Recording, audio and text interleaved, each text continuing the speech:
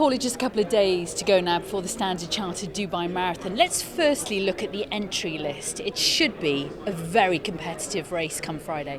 It will be. It will be a very, very high standard race, and I think when you put together the organisation that you have here around the Standard Chartered Dubai Marathon with the quality of the field and people who are really coming here to compete for that prize, but just to compete for the honour of having won this marathon, then that makes for a very, very strong race and a very strong field. And I think with 10 women sub 2:24 and as many men sub 2:5 PBs as we have, we're going to have a very, very strong race.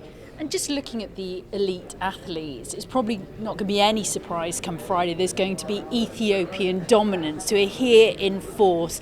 Really high calibre of athletes taking part once again this year. Yes, I mean, I think we will probably see it come down to a battle amongst the Ethiopian runners, with possibly some of the Kenyan runners managing to get in there as well. And I think probably that's a reflection also on the fact that Haile came here and ran so fast here and kind of made it an event that a lot of Ethiopian marathon runners will then aspire to, being able to follow in his footsteps and come and race here.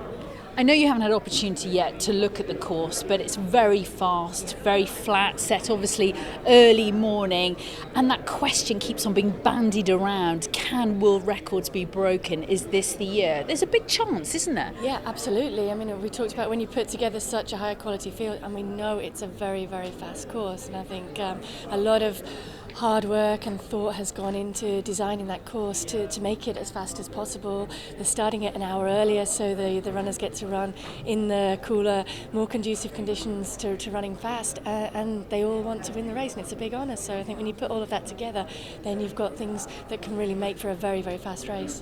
Running, Paula, is in your DNA, but now you have, of course, retired from the elite level. How are you enjoying the commentary side, giving something back to the sport?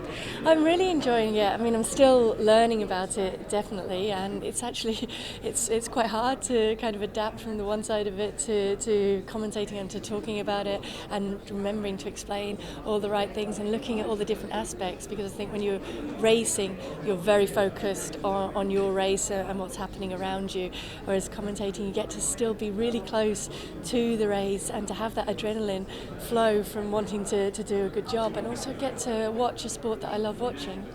You are so passionate about the sport. Of course, aside from the elite level, we've got the 10Ks, the 4Ks. It's a great showcase here in the UAE, isn't it, to try and encourage people of all ages, all levels, to take up running. Absolutely, and I think running, well, obviously I'm biased because it's my favourite sport, but it's a great sport, and it's so accessible for the whole family and easy for everybody to get out and do. And I think you see so many people now in the UAE really getting behind the whole wellness, doing things together as a family, just being fit and active, and you see that really brings people together and helps people to get more out of their day-to-day life, and to see people turn out and kind of join that family of marathon runners, 10K runners, and get to experience what the event brings and what that day holds, because there's not very many sporting events where you can say I competed in the same event on the same day on the same course as 37,000 plus other people, and we all went through largely the same emotions and kind of probably all became a little bit stronger a person because of it.